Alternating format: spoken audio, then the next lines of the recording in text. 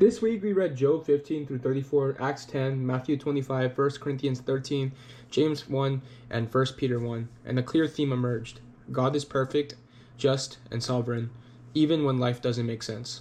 In Job, we could clearly see how people choose assumption over truth, and Job's friends believed that suffering automatically meant sin, but Job reminds them of his care for the poor, the fatherless, and the helpless.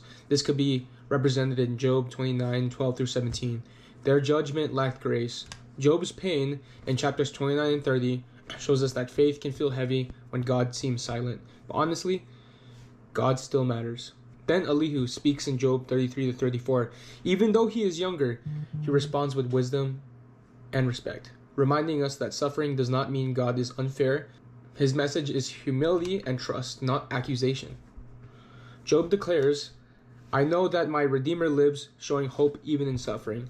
This contrasts even with his friends who misuse partial truth to condemn something that Scripture warns us against in James 1, 26 through 27.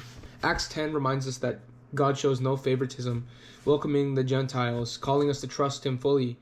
Matthew 25 teaches us faithfulness, not comparison, and 1 Corinthians 13 reminds us that love is lived out in action and is the greatest mark of maturity. Real wisdom isn't found in explanations, but in trusting and fearing the Lord, loving others deeply and remaining faithful, especially when life doesn't make sense.